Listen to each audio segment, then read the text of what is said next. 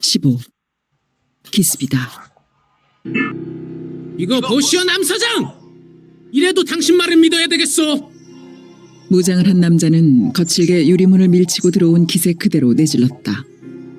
줄곧 초조하고 불안한 기색을 감추지 못하고 있던 남인태 서장은 그 남자를 보자 당황한 빛을 드러냈다. 왜 대답을 못하시오? 직책이 직책인데 말에 대한 책임을 져야 할 것 아니오? 권총을 찬 남자는 목소리도 태도도 당당했다. 아니, 당당함을 지나쳐 위압적이고 위협적이었다. 남자가 전투복 차림의 무장인데 비하여 남 서장은 사복 차림이었고, 남자가 두 손을 혁대짬에 올리고 버티고 선 것에 비해 남 서장은 엉거주춤하고 있어서 더 그렇게 보이는지도 몰랐다. 이거 참 면목 없게 됐어. 남 서장은 어색하게 웃으며 입을 열었다. 그 웃음이 그렇게 비굴해 보일 수가 없었고 그 웃음 때문에 목소리는 한층 기죽어 보였다. 이게 면목 없다는 말로 해결된 문제라고 생각하시오? 이건 엄연히 경찰로서 직무태만을 저질렀기 때문에 발생한 사태요. 남 서장이 수세에 몰리기 때문인지 남자의 태도는 오히려 강경해지고 있었다. 직무태만? 남 서장은 간신히 억누르고 있던 감정이 그만 불끈 곤두서는 것을 느꼈다. 건방진 자식. 엄연히 계급도 낮은 놈이 감히 어디다 대고. 그러나 남 서장은 곤두선 감정의 줄기를 부러뜨렸다. 그 모독감은 도저히 참을 수 없는 것이었지만 상황이 상황이었다. 그는 계엄지구에 파견된 수도경찰 소속의 토벌대장이었다. 계엄령이 발효 중인 상황에서 그의 직책이나 권한은 계급에 우선하는 것이었다. 무슨 말을 그리 막하시오? 감정을 자제하느라고 남 서장의 말은 약간 떨려 나왔다. 왜? 듣기 싫으시오? 그런 말 듣기 싫었으면 어제 내가 말했던 대로 실시했어야 했소. 그런데 당신은 뭐라고 했었어? 빨갱이 잔당은 당신네 손으로 다 처치했으니 안심해도 좋다고 장담하지 않았소. 근데 하루 만에 이게 무슨 꼴이오? 빨갱이들이 읍내 심장부까지 치고 들어오지 않았느냐 말이오. 이래도 잔당들은 다 처치했다고 큰소리 치겠소? 우리가 도착한 하루 만에 그 새끼들이 치고 들어온 건 우리 쪽 정보가 잔당들을 통해서 속속들이 빠져나갔기 때문이오. 그 새끼들은 오늘 밤 우리가 한잔 한다는 것까지 환히 알고 기습을 해온 것이오. 어째 내 말이 틀렸어? 토벌대장은 턱을 치켜들고 남인태 서장을 아래로 깔아보는 눈길을 보내고 있었다. 남 서장은 맞은편 문 아래쪽으로 낮은 시선을 던진 채 입을 꾹 다물고 있었다. 대꾸할 말이 없어서가 아니라 아무 말도 하고 싶지가 않았다. 빌어먹을 놈의 땅 어서 뜨고 말아야지. 남인태는 또 이 생각만을 굳히고 있었다. 해방이 되고 빨갱이가 소란을 피우지 않은 곳이 없었지만 그래도 좀 덜한 지역으로 자리를 옮겨 앉는 것이 그의 당면 문제였고 희망사항이었다. 그 희망의 실현이 결코 멀지 않았다는 계산을 하고 있었고 그날이 올 때까지 그는 어떤 충돌도 하고 싶지가 않았다. 옆에 있는 부하들에게 다소 체면이 서지 않는 옹색함 같은 것은 큰 목적을 위해서 묵살할 수밖에 없었다. 왜 말이 없어? 아무 대꾸가 없는 것에 기분이 상했는지 토벌대장은 더욱 언성을 높였다. 임 대장, 그 새끼들한테 선제 공격을 당한 기분이 어떤지 잘 알아요. 허나 그놈들을 가볍게 퇴치해버린 마당에 앞으로의 대책이나 논의하는 게 좋지 않겠소? 남 서장은 한 발 비켜서는 기분으로 말머리를 돌렸다. 토벌대장의 득세하고 싶어하는 기분을 살려주고 토벌대장을 앞으로 내세운 다음 자신은 위험으로부터 물러서자는 이중 계산이 된 발언이었다. 토벌대장에게 빨갱이 색출을 위한 치안권을 완전히 넘겨준다고 해도 자신은 서장임이 분명했고 토벌대장이 설쳐되면 자신은 은민들에게 인심을 잃지 않아도 되는 것이었다. 이거 왜 이러시오? 누구 마음대로 그 새끼들을 퇴치시켰다는 거요? 그 놈들이 총질만 안 할 뿐이지 이 캄캄한 어둠 속 어디에 박혔는지 알게 뭐요? 그러다가 바로 당신처럼 방심하는 새에 다시 뒤통수를 치고 들지 말란 법이 어딨어? 그게 바로 빨갱이 새끼들의 곤조통이요. 그 새끼들 곤조통도 제대로 모르면서 서장 자리를 차고 앉았으니 그 새끼들한테 읍내를 뺏기고 경찰서를 불태먹은 것이란 말이오. 그리고 오늘 같은 기습 공격이나 당하고 무엇이 어쩌고 어째? 남인태가 소리치며 토벌대장의 멱살을 잡은 건 순식간의 일이었다. 이런 피리미 같은 새끼가! 토벌대장이 남서장의 팔을 후려치며 내뱉었다. 그러나 남서장의 손은 그대로 토벌대장의 멱살을 틀어쥐고 있었다. 남서장의 힘도 만만찮았던 것이다. 이런 개새끼를 그냥! 토벌대장이 느닷없이 권총을 뽑아들었다. 처음부터 이러지도 저러지도 못하고 있던 형사부장 장길추는 그때서야 정신이 번쩍 드는 것을 느꼈다. 아무리 상급자의 다툼이라고 하지만 보고만 있을 단계가 아니었다. 왜들 이러십니까? 진정들 하십시오. 이래서는 피자 생피만 사제 이문이 될 것이 무엇이다요? 진정들 하십시오. 진정들요. 장길춘이 두 사람을 뜯어말리자 다른 세 사람의 순경도 합세를 했다. 두 사람은 곧 사이를 두고 벌어졌다. 건방진 자식, 말이면 다 말인 줄 알고 주둥아리를 놀려대 임마! 남서장은 등줄기에 식은땀이 쭉 흘러내린 것을 느끼면서도 소리만은 높게 질러댔다. 기왕 내친 걸음이었고 부하들 앞에서 체면 유지도 필요했던 것이다. 저 병신 같은 새끼를 그냥! 빨갱이한테 쫓겨 족빠지게 36개 놓은 새끼가 뻔뻔스럽게 서장 자리 차고 앉아서 저런 새끼는 그냥 한 방에 콱 쏴 죽이고 말아야 해! 토벌대장은 두 사람에게 붙들린 채 숨을 시근덕거리고 있었다. 그 숨결에 술 냄새가 묻어나고 있었다. 대장님, 담배나 한 대 태움수로 진정하시시오. 미우나 고우나 앞으로 협조하고 힘을 합치했을 입장인데 이래서야 쓰고는 게라. 미운 것이사 빨갱이 새끼들이지 우리 찌리야 의상할 일이 뭐 있간디요. 어유, 담배 태우시오. 장길추는 토벌대장 앞에 굽실거리며 담배를 권했다. 토벌대장 임만수는 마지못한 척 담배를 뽑아들었다. 이만하면 자신의 위력을 과시하고 서장의 길을 꺾기에 충분하다고 계산했던 것이다. 사장님도 담배 한 대 태우시고 오늘 일은 다 잊어버리시오. 다 빨갱이 놈들 따서 생긴 일인게요. 장길추는 그저 모든 잘못을 빨갱이한테 떠넘기며 남서장에게도 담배를 권했다. 남인태도 못 이기는 척 담배를 뽑았다. 그만하면 부하들 앞에서 자신의 체면을 세웠고 토벌대장에게도 배짱을 내보인 것으로 충분하다고 계산했던 것이다. 내일부터 당장 철저한 빨갱이 색출에 착수할 테니 남서장은 일체 간섭하지 마시오. 토벌대장이 단호하게 말했다. 좋도록 하시오. 남서장은 공중으로 담배 연기를 내뿜으며 비아냥거리는 투로 대꾸했다. 후발대는 오늘 밤 철야 비상근무에 들어갈 테니까 본서 경찰도 이에 따라주시오. 좋도록 하시오. 두 사람 사이에는 잠시 침묵이 흘렀다. 어디선가 땅 총소리가 긴 꼬리를 끌었다. 토벌대장이 경찰서로 들어설 때만 해도 산발적으로 이어지던 총성이 이제 거의 울리지 않았다. 가자! 본대로. 토벌대장이 돌아섰다. 옆에 서 있던 부하가 황급히 뒤를 따랐다. 남서장은 반나마 탄 담배를 바닥에 내팽개치고 새 담배를 꺼냈다. 형사부장 장길추는 잽싼 동작으로 성냥을 그어댔다. 자석이 생긴 것만 키로 영판 내자구가 없구만이라. 지금 몇 조금이나 가려고 넘땅 와서 저리 설레발을 칠게라. 장길추는 남서장의 눈치를 살피며 비위를 맞췄다. 내버려 두시오. 우린 굿이나 보며 떡만 먹으면 되니까. 남서장의 입 언저리에는 비웃음이 서렸다.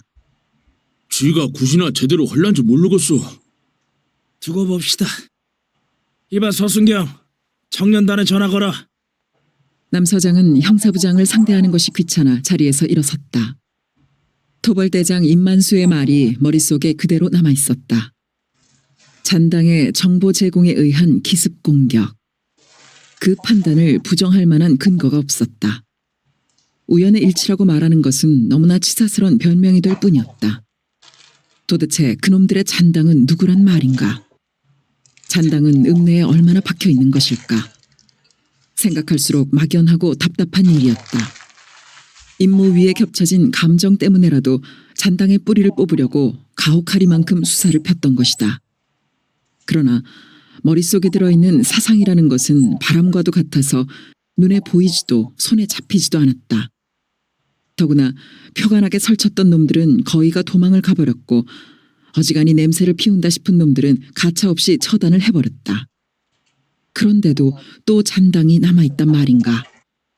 그만큼 본때를 보였으면 정남이가 떨어질 만도 한데 아직도 세포 노릇을 하는 놈들은 도대체 어떻게 생겨먹은 인종들일까. 그놈의 공산주의 사상이라는 것이 아편치고도 지독스런 아편인 것은 분명했다. 한번 빠져들었다 하면 목숨을 내거는 것이다. 야야야, 그 빨갱이 사상이라는 것도 말맹키로만 된담서야 어디 나쁠 것 있겠디야. 땅 골고루 나눠갖고 다 한꾼에 잘 사는 시상 맹그는 법이라는디 말이야. 명색이 경찰서장의 아버지가 한 말이었다. 남인태는 이 대목에 오면 착잡한 심정이 되고는 했다. 경찰서장의 아버지가 그리 귀 솔깃해할 때 다른 가난한 농민들이야 오죽하랴 싶었다. 아니야. 네가 경찰서장인디 나가 꿈에라도 그런 소리 입하게 되겠냐? 네가 어떻게 해서 서장님 자리를 딴 것인디? 내 흔한 말인 즉슨 많고 많은 가난한 사람들이 내놓고 말은 못해도 다 그런 생각을 마음속에 묻고 있다는 말을 하려는 것이여. 그러니까 네가 서장 노릇을 해도 눈치껏 잘 하란 것이지. 아버지의 말은 반은 진정이었고 반은 변명이었다. 아버지는 빈궁에서 완전히 벗어난 여생을 보내고 있으면서도 땅에 대한 애착이나 미련은 버리지 못하고 있었다. 10살이 못 된 아들을 경찰서 소사로 집어넣고 날이면 날마다 일본말 공부를 하라고 회초리를 들었던 아버지의 뜻은 아들에게는 당신과 같은 가난으로 찌들린 평생을 살게 하지 않으려는 뜻이었던 것이다. 서장님, 청년단장 나왔습니다. 남 서장은 어둠이 가득 찬 창가에서 무거운 몸놀림으로 돌아섰다. 나 서장이요. 그쪽 상황은 어찌 되고 있어? 서장님이시구만이라. 상황이고 뭐고 이깐디요. 빨갱이 새끼들이 똥줄 빠지게 36개 해버렸지요. 수화기 속에서 울리는 염상구의 목소리는 자신만만했다. 그리 장담할 일이 아니오. 어둠 속에 일시 잠복해 있다가 반격을 가해올지도 모를 일이니까. 말을 뱉어놓고 나서 남 서장은 찔끔해져 주위의 눈치를 살폈다. 그건 자신의 말이 아니라 토벌대장의 말이었던 것이다. 금매 말이요. 쪼깐 있어 봅시다. 염상구는 민감하게 반응했다.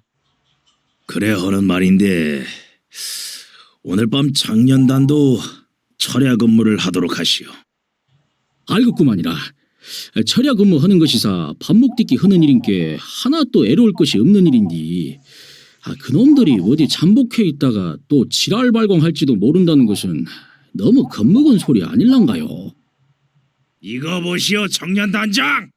말 조심해 말 조심. 남 서장은 사무실이 울리도록 갑자기 소리를 질렀다. 그 서슬에 세 부하들이 의자에서 벌떡벌떡 일어섰다. 남 서장은 토벌대장과 다투고 난 다음에 꺼림칙하고 찜찜하고 석연찮은 감정의 찌꺼기들을 겁먹은 소리라는 말에 걸어 폭발시키고 있었다. 서장님 고정하시시오. 지가 주둥이를 잘못 놀렸구만이라. 지 말은 그런 뜻이 아니고라. 그게 무엇이라 해야 쓸란가. 그것이 금매. 염상구의 당황한 목소리로 보아 전화기에다 대고 꾸벅꾸벅 절이라도 하고 있는 것 같은 느낌이었다. 남 서장은 다소 기분이 풀렸다. 잘못을 알았으면 됐어. 그런데 토벌 대장한테서는 무슨 연락이 있었어? 아니구만요. 아무 연락도 없었는데요. 알았어. 혹시 연락이 갈지도 모르니 염단장은 책임질 수 없는 말은 일절하지 마시오. 남 서장은 일부러 염단장이라고 불렀다. 하모니라. 그 사람이사 우리 사람이 아닌게요. 염상구는 눈치 빠르게 반응해왔다. 됐어. 나도 철야 근무를 할 테니 긴급 사태가 발생하면 신속하게 연락하시오. 알겠구만이라.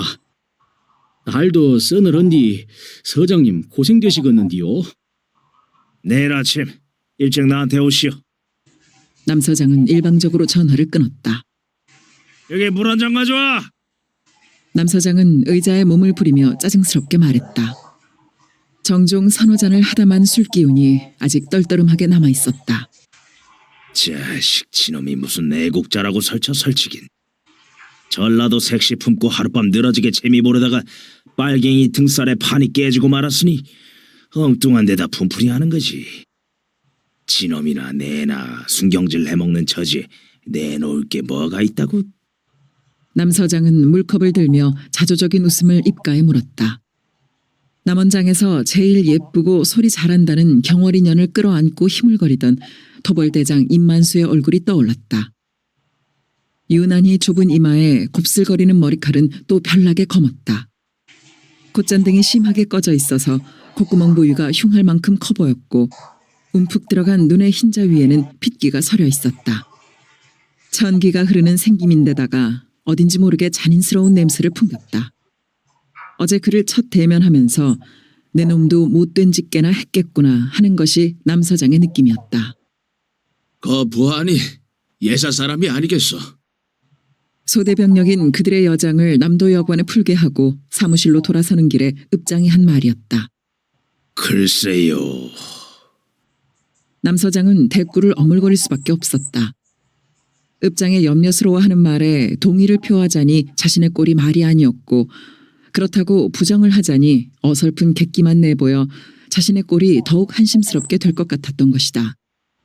그저 편안해야 할 텐데. 읍장이 혼잣말처럼 하고는 쩝쩝 입맛을 다셨다. 남 서장은 땅만 내려다보며 걸음을 옮겼다. 읍장의 마음이나 자신의 심정이나 똑같았다. 더 이상 불상사가 없이 이 상태에서 정상으로 돌아가기를 바랐다. 지금 읍내의 사정은 최고로 악화되어 있었다. 계엄령 하에서 통행 제한에 따른 여러 가지 생활의 불편은 말할 것도 없었고 그보다도 더욱 염려스러운 것은 흉흉해진 인심이었다. 좌익 검거로 야기된 처형으로 초상이 나지 않은 마을이 없었고 그에 따라 민심은 금이 갈 대로 가 있었다. 대다수 민심이 등을 돌린 관의 존재처럼 유명무실한 것이 또 있는가. 읍장도 그 점에 신경을 써오지 않았을 리가 없었고 토벌대의 주둔으로 새로운 사태가 벌어져 민심이 더욱 흉흉해질지도 모른다는 점을 염려하는 것이었다. 그런데 그 염려는 몇 시간이 지나지 않아 현실로 나타났다. 당장 내일부터 대대적인 빨갱이 소탕 작전을 전개하겠소. 그건 두 가지가 있어. 첫째는 양성적 빨갱이를 때려잡는 일이고 둘째는 음성적 빨갱이를 색출하는 것이오. 우리가 먼저 할 일은 이미 도주한 양성적 빨갱이들을 잡는 것이 아니라 두더지처럼 숨어있는 음성적 빨갱이들을 색출하는 일이오. 바로 발밑에 숨어있는 그 세포들의 뿌리를 완전히 도려내지 않고는 양성적 빨갱이들을 소탕할 수가 없는 것이오. 그 음성적 빨갱이들이 바로 양성적 빨갱이들의 손발인 것이오. 먼저 그 손발을 끊어버리면 양성적 빨갱이들을 소탕하는 것은 누워서 떡 먹기요. 자, 빨리 빨갱이들 명단을 넘기시오. 토벌대장은 하룻밤도 쉴 여유가 없이 답치게 하고 들었다. 그렇지요. 임 대장의 말씀이 맞습니다. 빨갱이 조직이라는 것이 원래 그런 것 아닙니까? 도착하자마자 그리 열의를 보여주시니 우리는 그저 마음 든든할 뿐입니다. 읍장이 억지 웃음을 지어가며 달차근한 말을 늘어놓았다. 그러면서도 읍장은 남 서장에게 눈짓을 하고 있었다. 그럼요. 더 말해 뭘 하겠습니까? 임 대장의 계획이 100번 옳습니다. 현지 경찰로서도 적극 지원을 해야지요. 그런데 한 가지 제한이 있습니다.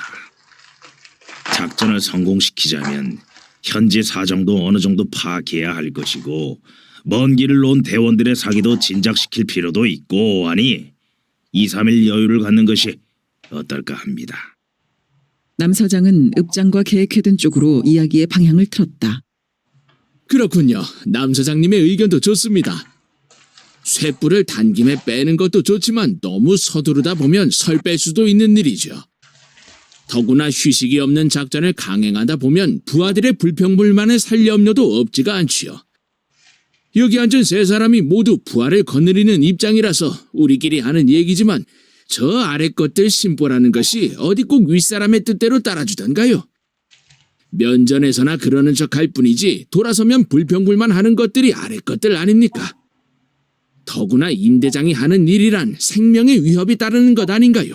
그럴수록 단합이 잘 돼야 하는 법인데 자칫 소홀하게 했다간 무슨 문제가 생길 수도 있는 일 아니겠어.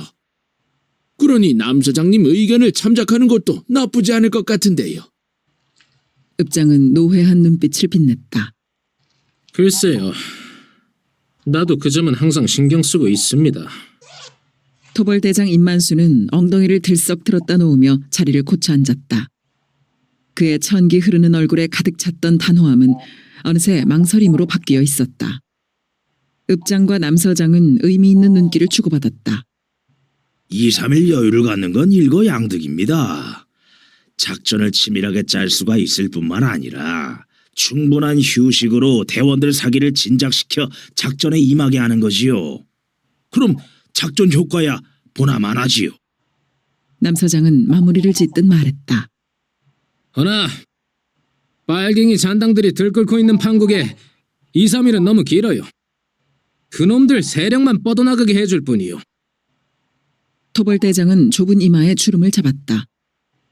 좁은 이마가 더욱 좁아서 곱슬 머리칼과 눈썹이 거의 맞붙을 지경이 되었다. 그 못생긴 얼굴에는 처음의 단호함이 다시 자리를 잡고 있었다. 남서장은 이번 기회를 놓쳐서는 안 된다고 생각했다. 임 대장, 그 점은 그리 염려할 거 없어. 내 비록 일시적으로 읍내 치안을 뺏기긴 했소만 다시 수복을 하고 나서 여태까지 빈손 흔들며 논 줄 아시오? 나도 명색의 경찰서장이고 서장 자리 노름판에서 개평으로 줍지 않은 바에야 내 할 일을 다 했소. 내 입으로 내가 한 일을 말할 필요는 없고 내가 빨갱이 잔당을 어떻게 썰었는지 읍장님한테 여쭤보시오. 남서장은 강경한 어조로 말했다. 읍내 치안을 빼앗긴 사실을 스스로의 입에 올리기는 처음이었다. 그만큼 잔당 색출 작업에는 자신이 있었다.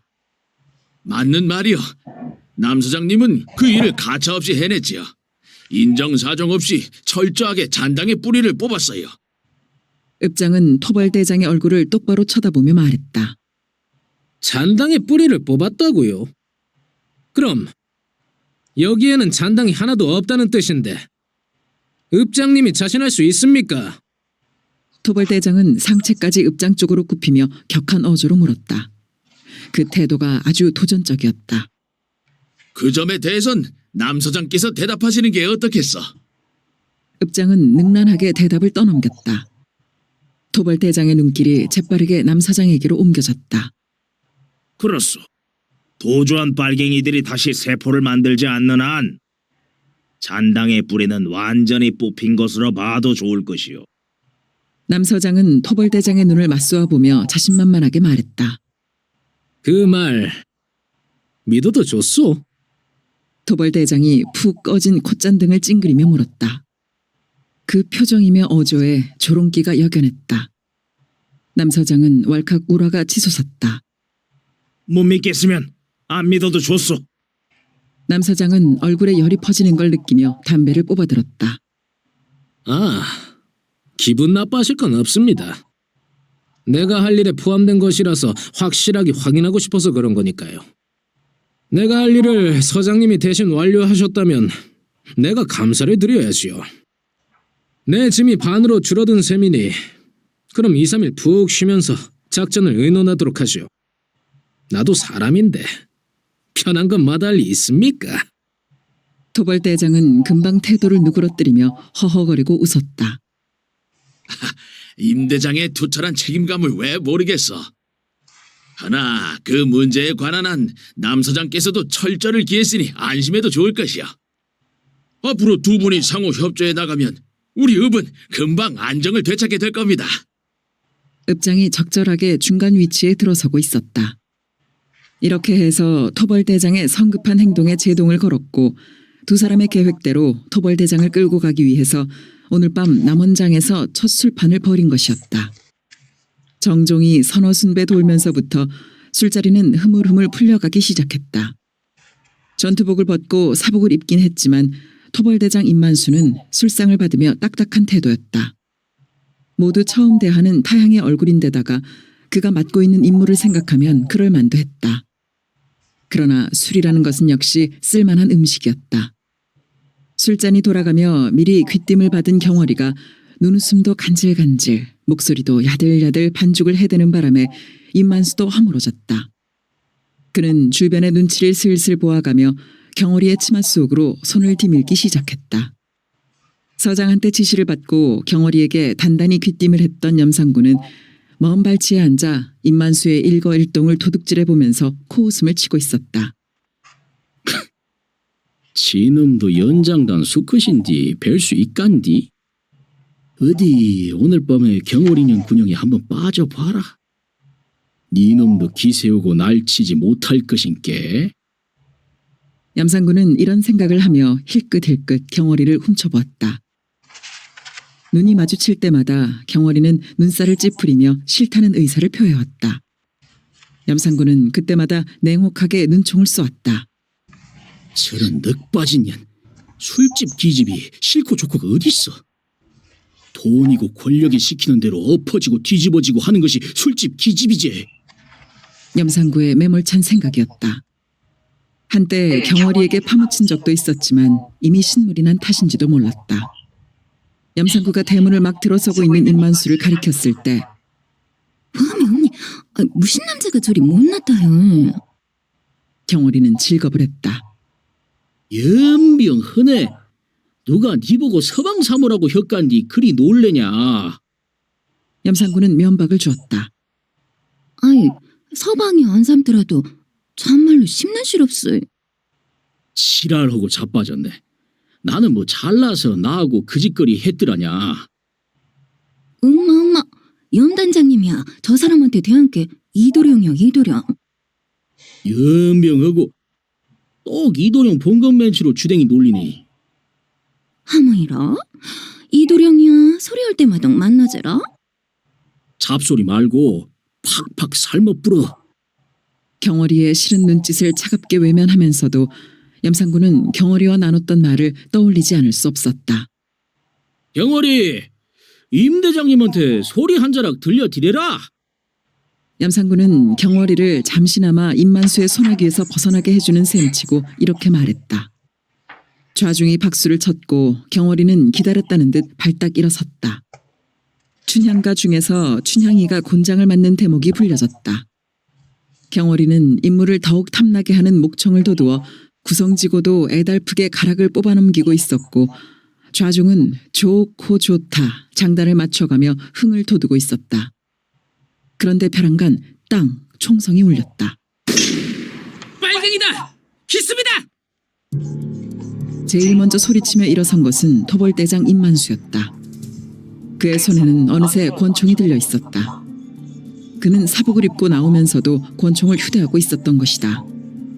사람들은 갑작스런 총성에 놀랐고 임만수의 기민한 동작에 놀랐고 그가 발사 자세로 권총을 들고 있어 놀랐다. 남인태는 허겁지겁 경찰서로 달렸다. 경찰서에 도착해보니 비상근무조는 이미 출동한 후였다. 무질서한 총성을 들으며 남인태는 어이가 없었고 기가 막혔고 한심스러웠다. 바로 어제 잔당을 소탕했다고 큰 소리를 쳤는데 술자리를 버리고 앉았다가 빨갱이들의 기습을 받게 되다니 그 참담함이란 이루 형용할 수가 없었다. 직감적으로 그의 뇌리를 치고 지나간 것은 이놈들이 모든 걸 알고 있구나 하는 생각이었다. 그리고 뒤따라 떠오른 것이 임만수의 얼굴이었다. 그리도 무작스럽게 쓴다고 쓸었는데도 그 어느 구석에 잔당이 남아있었단 말인가. 임만수의 터벌대를 읍 중심에 두지 않고 들몰 너머로 몰아내 그가 말했던 양성적 빨갱이들과 대치시키려던 계획도 산산조각이 나고 말았다. 이거 낭패요. 큰일 났어. 한사코 벽 쪽으로 붙어 앉으며 부들부들 떨던 읍장의 목소리가 귓속을 맴돌았다. 남인태는 벽에 은신한 채 가열되는 총소리에 신경을 곤두세우며 어둠이 가득 찬 창밖을 응시하고 있었다. 권총을 틀어준 그의 손이 잘게 떨리고 있었다. 총소리만으로는 방향을 가늠할 수도 없었고 적의 수는 더구나 어림할 수도 없었다. 이것들이 또 지난번처럼 대대적으로 쳐들어오는 것은 아닐까. 설마 그렇지는 못할 것이다. 그놈들은 산발적으로 패주하기가 바쁘고 계엄령이 실시되면서 이쪽의 병력은 얼마나 강해졌는가. 그런데 저놈들은 도대체 누굴까? 염상진일 것은 거의 확실한데 무엇 때문에 기습을 감행했을까? 정보에 따라 토벌대를 미리 치려는 것이었을까? 남인태는 고개를 저었다. 염상진은 그렇게 단순하지도 어리석지도 않았다. 읍내의 병력은 토벌대만이 아니었다. 경찰도 청년단도 전과는 비교가 안 되게 강한 화력으로 무장되어 있었다. 그 사실을 염상진이 모를 리가 없었다. 그렇다면 그들의 기습 목적은 무엇일까? 긴장과 불안 속에서 아무리 생각해 보아도 답이 나오지를 않았다.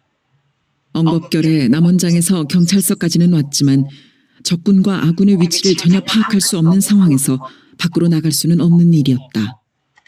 총알이 난무하는 어둠 속을 헤매다가는 자칫 개죽음 당할지도 모를 일이었다. 총성이 차츰 뜸해지기 시작했다.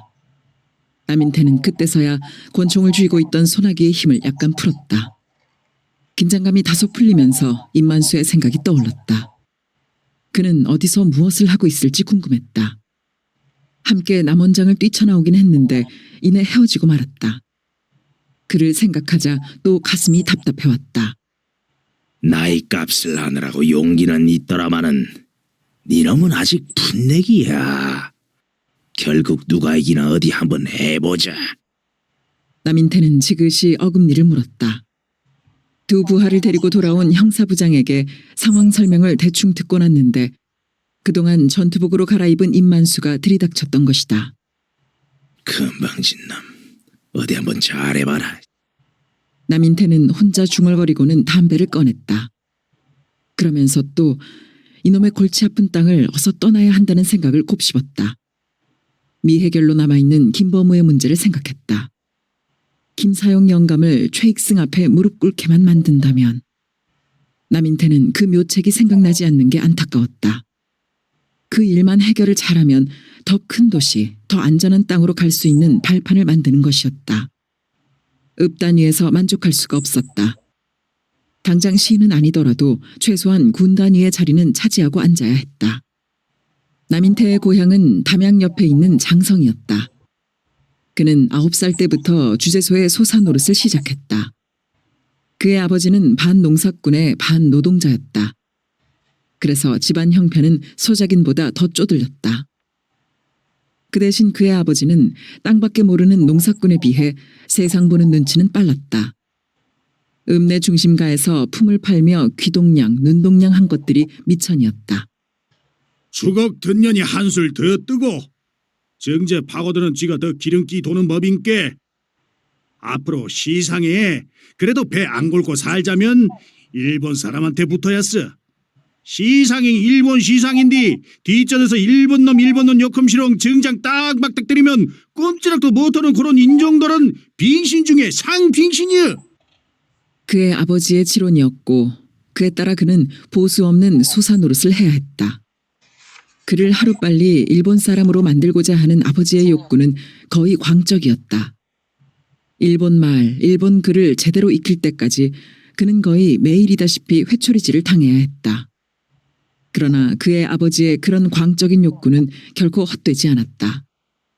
그는 갈수록 일본 순사들의 사랑과 신임을 받았고 독학으로 계속 검정고시를 치러 학력을 쌓아갔다. 그는 결국 아버지가 열망한 대로 일본 순사 제복을 입을 수 있게 되었다. 9살 때부터 주재소의 공기를 마시고 산 그는 그 누구보다도 철저하고 뛰어난 일본 순사였다. 권력의 맛을 만끽하고 권력이 당연히 배당하는 부의 맛까지 즐기다가 벼랑간 해방을 맞게 되었다. 그는 하늘이 무너진 것 같은 절망감과 공로가 죄로 뒤바뀌는 공포감에 안절부절을 못했다. 몰매를 맞아 죽을 위기를 서너 차례 모면하며 한 달을 조금 넘게 전전긍긍하다 보니 뜻밖에도 광명이 찾아들었다. 과거 경력자를 주축으로 해서 경찰 조직이 재구성된 것이었다. 그에게 해방이 갑작스럽게 몰아닥친 캄캄한 밤이었다면 그 조직이야말로 또 갑작스럽게 열린 눈부신 광명일 수밖에 없었다. 세상의 돌변에 그는 잠시 어리둥절했고 그리고 이내 당당해졌다. 경찰 제복이 그의 과거를 말끔히 가려주었고 서장이라는 계급이 그의 권력을 떠받들고 있었다. 세상 만사 요지경 속이고 인생 만사 다 그렇고 그런 것이라는 말을 그는 고개 크게 끄덕이며 수긍하는 맛을 즐겼다. 이제부터 한판 멋지게 살아보는 거다 하고 아랫배에 힘을 넣은 지 고작 3년 남짓인데 그 빌어먹을 놈의 빨갱이들 등살에 미칠 지경이었다. 자칫 잘못하다가는 또 해방 같은 캄캄한 밤이 몰아닥칠지도 모른다는 위기감을 그는 떨치지 못하고 있었다. 빨갱이 사상으로 말하자면 이북은 복숭아고 이남은 수박이요. 이남 중에서도 여기 전라도하고 경상도는 아주 특제 수박이요. 이북에서 월남해 순천경찰서에 간부로 있는 어느 경찰이 한 말이었다. 공산주의를 내세우고 있는 이북은 겉이 붉고 속은 흰데 민주주의를 내세우고 있는 이남은 겉은 푸르고 속은 붉다는 뜻이었다. 남인태는 그 말을 듣고 무릎을 쳤던 것이다. 재수없게 왜 하필이면 전라도하고 경상도에 빨갱이들이 들끓을까? 아무리 생각해도 그로서는 알 수 없는 일이었다. 남인태는 또 물을 따라 마셨다. 부용산 자락을 밟아 읍내로 침투한 안창민네가 적의 공격을 받은 것은 거의 집에 근접해서였다. 진로를 바꾸기 위해 한 사람씩 길을 건너고 있었다. 누구냐? 정지! 어둠 속에서 터져나온 소리였다. 엎드려! 하대치의 황급한 음성이었다. 미처 방어 태세를 갖추기도 전에 적은 사격을 가해왔다. 하대치의 목소리가 울린 탓인지도 몰랐다. 발사! 발사! 안창민은 먼저 방아쇠를 당기며 명령했다. 적극적인 공격이 최선의 방어책이라는 순간적인 판단에 따랐던 것이다. 갑자기 총성이 요란해졌다. 어째였을게라? 하대치가 옆으로 붙어서며 숨을 몰아쉬었다. 우선 공격하고 후퇴요! 어디로 빠질게라? 부용산밖에 더 있어! 알겠구먼이라. 계속 갈기면서 빠져야 하오! 적은 순찰병으로 인원이 많아야 2~3명이리라 싶었다.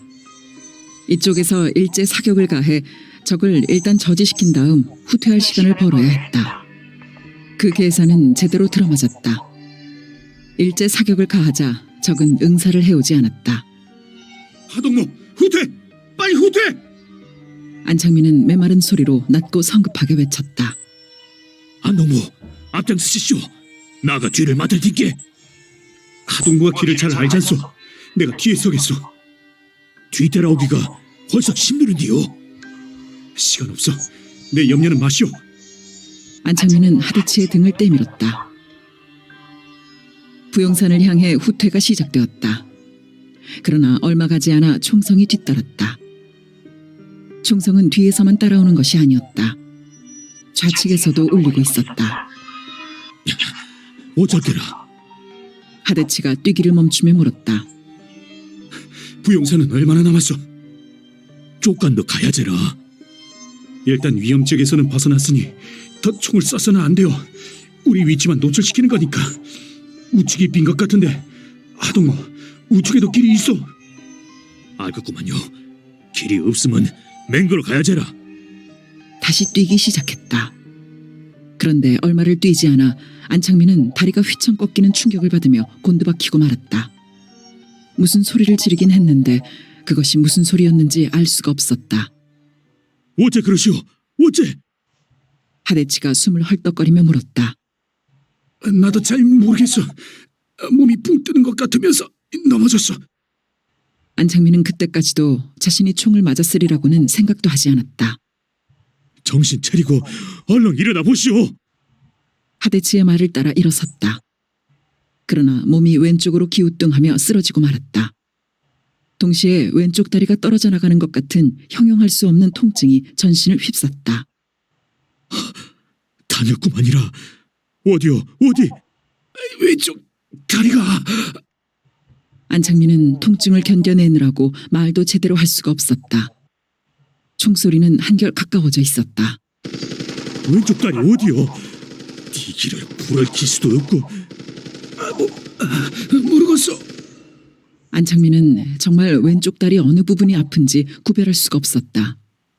다리 전체, 아니 몸 왼쪽 부분이 전부 찢기는 것 같은 통증으로 들뜨고 있었다. 아프더라도 조금 참으시오. 총 맞은 자리가 어딘지 찾아야 함께. 총소리가 점점 더 가까워지면서 손전등 불빛이 번쩍번쩍 어둠을 갈랐다. 여기요. 오금 쪽간 위요. 피가 한 방울이라도 덜 나오게 허벅다리를 묶어야 제라. 하대치는 옷을 벗어 거침없이 푹푹 찢어댔다. 아파도 이빨 응등 물고 참아야 쓰여. 피 쏘는 것보다야 나은 게. 안창민은 이빨을 맞물며 고개를 끄덕였다. 의식하기 시작한 통증은 대답 한마디 하는 것도 용납하지 않았다. 하대치는 허벅지를 동염했다. 새로운 통증이 폭발해서 안창민은 고래고래 소리를 지를 것만 같았다.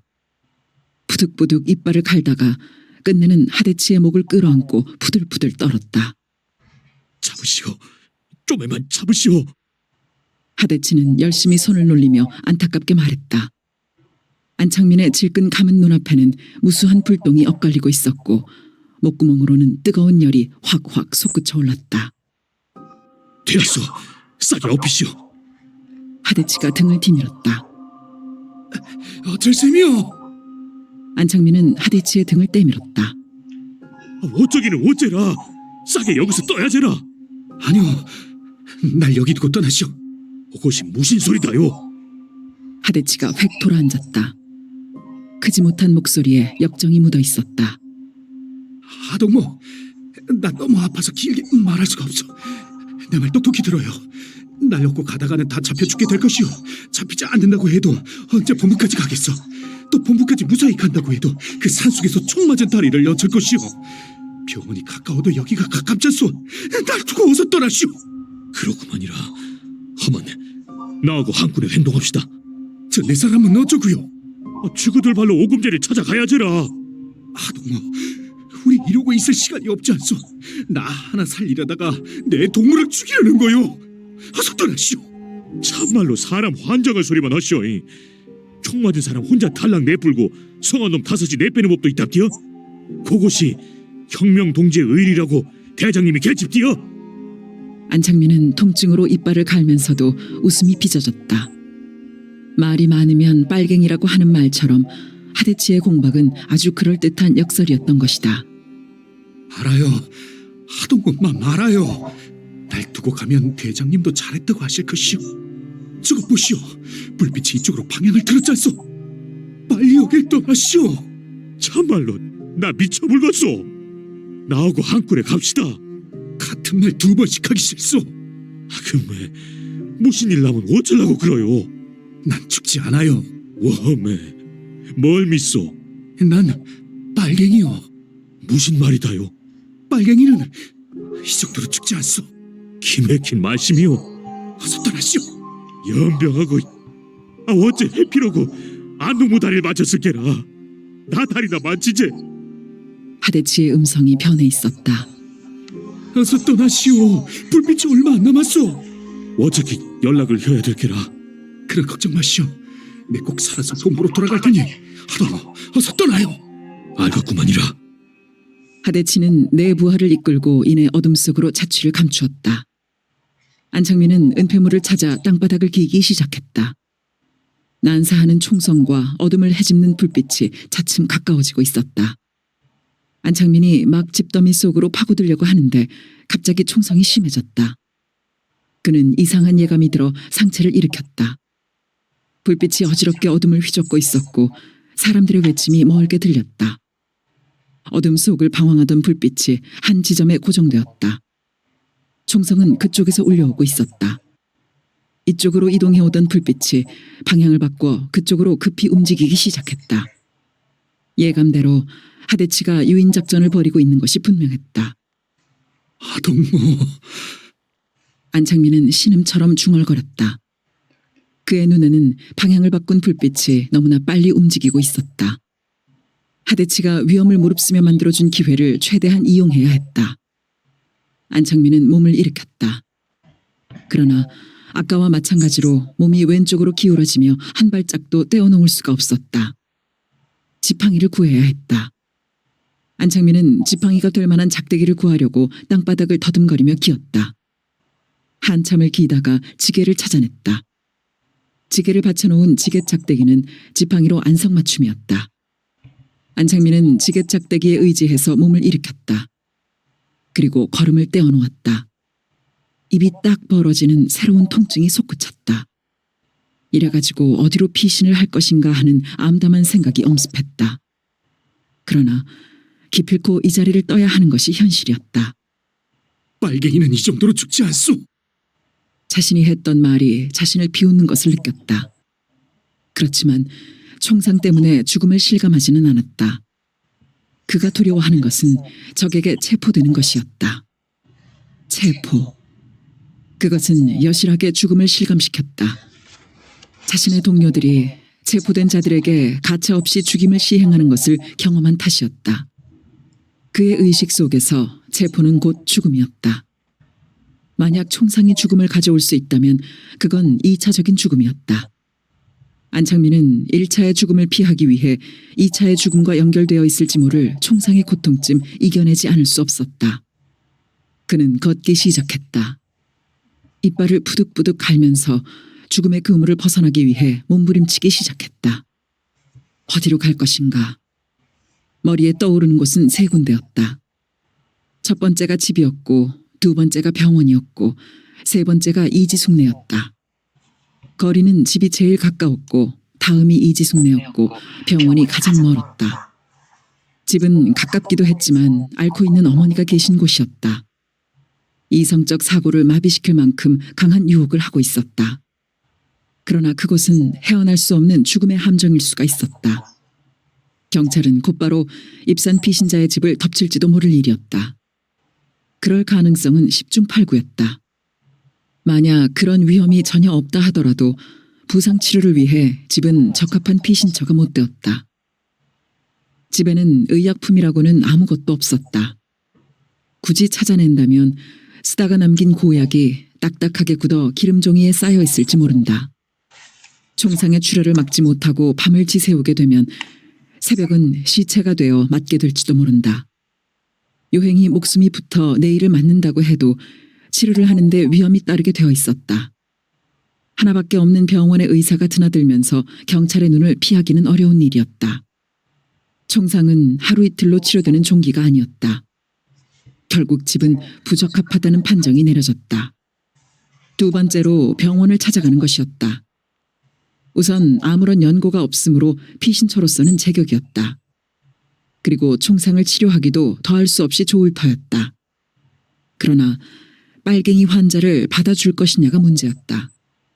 의사가 빨갱이만을 확대해서 보면 외면을 할 것이고 환자만을 확대해서 본다면 받아줄 것이었다. 히포크라테스의 선서에 입각해서 의사는 그 어떤 환자나 차별을 두지 않고 치료하도록 되어 있었다. 그러나 그 양심 선언에서 언급한 그 어떤 환자라는 것은 병의 종류를 말하는 것이었지 의식이나 사상까지 포함하는 것은 아니었다. 의사도 현실적 상황에 지배를 받는 인간인 바에야 환자가 자신의 신변을 위태롭게 하는 사상을 가졌을 때 얼마든지 치료를 거부할 수 있는 일이었고 그건 의사이기 이전에 인간으로서 당연한 권리 행사에 속하는 문제였다. 그러나 전명환 원장은 상식적인 의사가 아니었다. 그는 분명 환자만을 확대해서 보아주리라는 신뢰가 있었다. 그는 빨갱이로 피신처를 요구하면 그 누구보다도 냉정하게 거절할지 모른다. 그러나 빨갱이도 환자가 되어 나타나면 필연코 빨갱이로는 보지 않으리라는 믿음이 있었다. 병원까지 너무 먼 것이 문제였지만 피신과 치료가 동시에 해결되는데 그것쯤은 가벼운 마음으로 극복해야 할 장애에 지나지 않았다. 그리고 정상적인 길을 이용한다면 병원까지는 전혀 먼 거리가 아니었다. 순전히 이쪽 사정에 의해 정상적인 길을 이용하지 못하고 우회해야 하므로 거리가 3배 가까이 멀어지게 된 것이다. 세 번째로 이지숙을 찾아가는 경우였다. 상황이 다급하다 보니까 생각해낸 것이지 아예 피신처가 될 수 없었다. 이지숙은 방 하나를 얻어 자취 생활을 하고 있었다. 그것도 학부모네 집이었다. 그런 여건인데도 굳이 이지숙을 떠올린 것은 그녀의 마음이 언제나 피신처가 되어주리라는 믿음 때문이었다.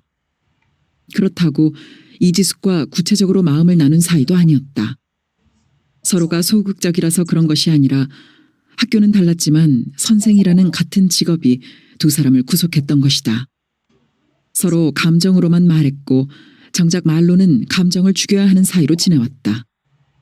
이지숙이 가장 적극적인 감정을 말로 표현한 것은 자신이 붉은 완장을 차면서 갑작스러운 변신을 꾀했을 때였다.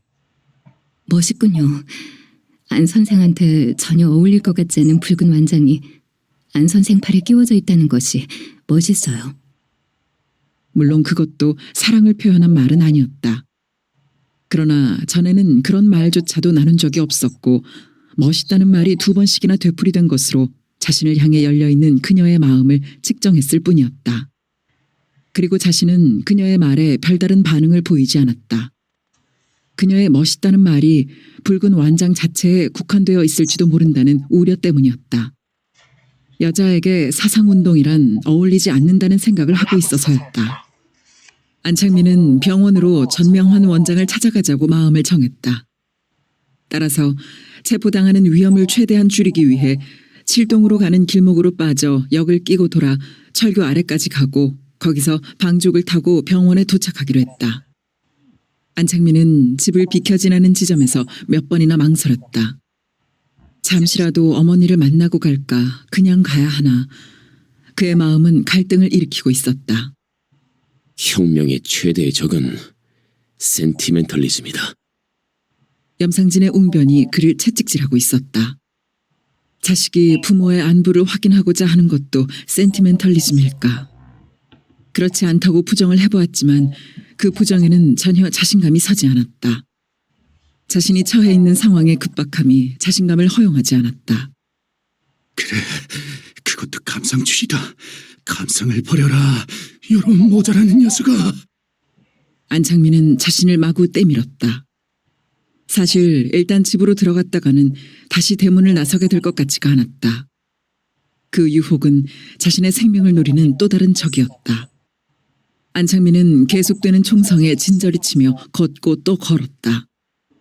아무리 결사적으로 걸어도 총성의 포박에서는 벗어날 수가 없었다.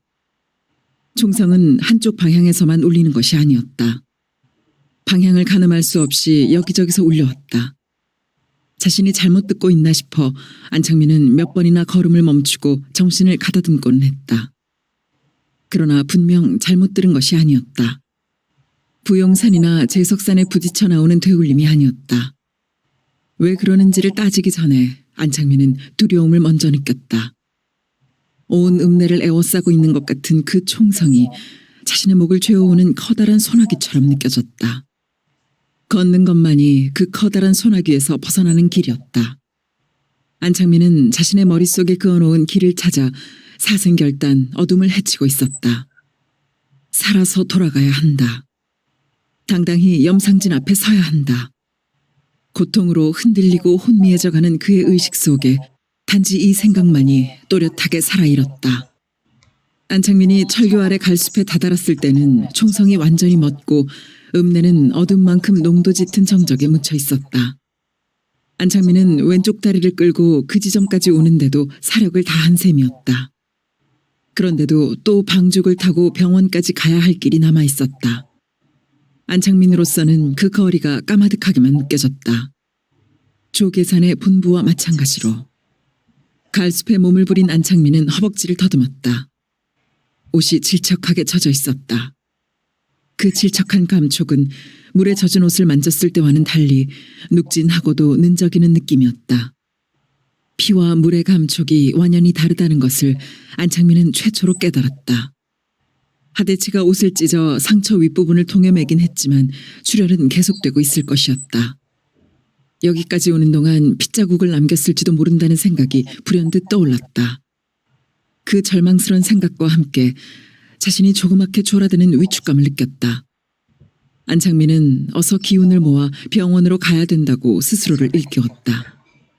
그런데 한편으로는 언제까지나 이대로 있고 싶은 나른함에 이끌리고 있었다. 그 나른함은 이상스럽게 혼미한 편안함이었다. 양쪽 어깨를 그 어딘가 든든한 곳에 눕히고 싶은 유혹에 사로잡히고 있었다. 견디기 어려운 상처의 통증과는 또 다르게 일어나는 이 감정은 무엇일까? 안창민은 정신을 집중시켰다. 그때 의식의 어느 구석에선가 떠오르는 기억이 있었다. 동맥을 자르는 로마 귀족들의 처형 방법이었다. 피가 흘러나옴에 따라 서서히 죽어가는 그 방법은 아무런 고통이 없이 황홀경에 젖어들며 죽을 수 있다는 것이었다. 의식이 흐려지기 전까지 유언도 충분히 할 수 있는 시간 여유가 있다고 그 글은 적고 있었다. 나는 죽어가고 있는 것이다. 안창민은 짙은 어둠 속을 응시했다. 포구 건너편은 마을이 분명한데 불빛 하나 보이지 않았다. 총알이 불빛을 향해 날아올까 두려워한 마음들이 불빛을 죽인 것이었다. 불빛을 죽인 대신 사람들은 어둠을 방패 삼아 깨어 있을 것이다. 안창민은 죽어서는 안 된다는 생각과 함께 무섬증 같은 외로움을 느꼈다. 나하고 한군에 갑시다. 어둠 속 어디에선지 하대치의 음성이 생생하게 들렸다. 그러나 그건 환청이었다. 아니, 기억 속의 소리였다. 하대치는 몇 번이고 함께 행동하려고 했었다. 누군가 옆에 있기를 바라는 외로움이 하대치의 음성을 재생시키고 있었다. 그건 안 돼요. 난 하나고 저 사람들은 넷이요. 빨리 저 동무들을 데리고 떠나시오. 하동무가 없어서는 저 사람들은 위험하단 말이오. 하대치를 완강하게 떼쳐낸 것은 자기 자신이었다. 그 경황 중에서도 판단을 그르치지는 않았다. 그것은 남자다운 용기 때문이었을까? 혁명의식의 발로였을까? 조장으로서의 책임감이었을까? 그런데 이제 와서 하대치를 지팡이 삼고자 하는 것은 무엇인가? 죽음의 두려움에서 벗어나고자 하는 욕구 때문일 것이다. 죽음을 이렇듯 구체적으로 만난 것은 처음의 일이었다. 눅진하고 는적이는 감촉의 피는 분명 물과는 다르다. 그건 생명을 담고 있는 액체다. 그것이 몸 밖으로 흘러나가면 그만큼 생명도 소멸되는 것이다. 생명이 소멸된 공간에는 그만큼의 죽음이 들어서게 된다. 안창민은 부르르 몸서리를 쳤다. 그리고 새로운 힘을 끌어모아 일어섰다. 언니. 신음이 어금니 사이에 물리며 무의식 중에 나온 어머니였다. 정작 어머니는 만나보지도 못하고 변을 당했다. 네가 어쩐 일이오? 자신이 붉은 완장을 차고 나섰을 때 어머니가 했던 단 한마디 말이었다. 그때 그 얼굴이 어둠 속에 걸려 있었다. 그 얼굴이 그랬듯 어머니의 한마디는 물음이 아니었다. 경악이었다. 평생을 말없이 살아온 분답게 어머니는 그 후로 일체 입을 열지 않았다. 집을 떠나게 되었음을 알렸을 때도 그런 것을 예견이나 했던 것처럼 전혀 놀라는 기색을 보이지 않았다. 어머니가 모시 손수건에 싸서 내민 것은 돈이었다. 받기를 마다했을 때 평소하고는 다른 빗기가 번져 있는 어머니의 눈이 꾸짖고 있었다. 어둠 속에 걸린 어머니의 얼굴을 잡기라도 하려는 듯 안창민은 걸음을 떼어놓기 시작했다. 걷기가 몇 갑절 힘들었다. 지쳐서가 아니었다. 방죽에 비탈을 걸어야 했던 것이다. 어둠을 과신하고 방죽 위를 걸을 수는 없었다. 방죽 왼편으로는 바로 민가들이 이어져 있었고 읍사무소와 경찰서도 멀지 않았다. 자신이 어둠에 눈이 익어 길을 찾아가듯 순찰병들도 어둠에 눈이 익어 있는 것이다. 비탈의 경사만큼 몸은 우측으로 넘어가려 했다. 지팡이는 왼쪽 다리 노릇을 못하고 몸의 중심을 잡는 데 쓰였다. 그러니 왼쪽 다리에 무리가 가면서 통증은 가중되었다. 이빨이 뿌득뿌득 갈리고 신음이 뭉텅이로 토해졌다. 눈물까지 피어져 나왔다. 잡힐 때 잡히더라도 방죽 위로 기어 올라가고 싶은 충동에 떨었다. 그리 아프고 힘이 들어서는 도저히 병원까지 갈 수가 없을 것 같은 절망감이 일어났다. 이 고통은 무엇을 위한 것인가? 안창민은 고통에 부들부들 떨며 절박하게 부르짖었다. 도대체 이념이 인간에 뭘 해결한다는 거야? 자신의 부르짖음에 대답이라도 하듯 들려온 목소리였다. 그건 손승호의 말이었다. 한때 누구 못지않게 마르크스주의에 경도되었던 손승호는 죽음의 위협 앞에서도 그렇게 외쳤다. 그건 분명 외침이었다. 손승호는 낮은 목소리로 냉정하게 말했지만 그건 분명 외침이었다.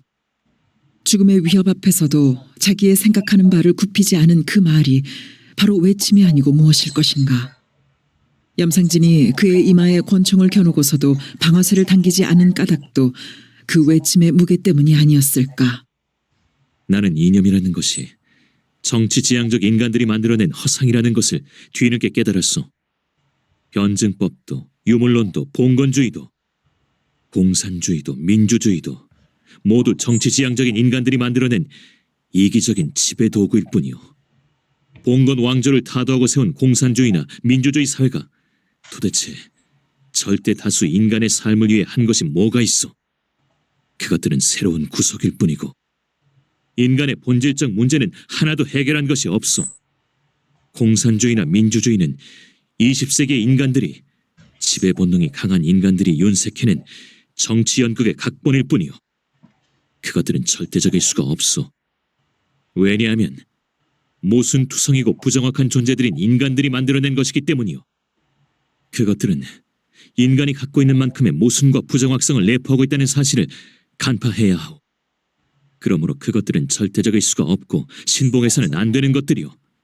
그런데 그것들을 절대적 존재로 신봉하게 되면 그만큼 인간들을 불행하게 만들 것이요. 인간은 인간이 만든 기계가 아니요. 인간이 인간을 장담하는 것처럼 어리석음을 범하는 일은 없어. 나는 다만 인간이고 싶을 뿐이요. 손승호는 완전 무결하게 사회주의를 버린 상태였다. 그럼에도 불구하고 염상진은 손승호를 포기하지 않겠다고 하며 방아쇠를 당기지 않았다. 그가 사회주의를 버린 대신 자본주의를 선택하지 않았기 때문일까? 정말 그가 다시 사회주의로 전향할 가능성을 보았기 때문일까? 아니면 그의 논리의 타당성을 인정했기 때문일까? 그것도 아니라면 옛 정을 생각했기 때문일까?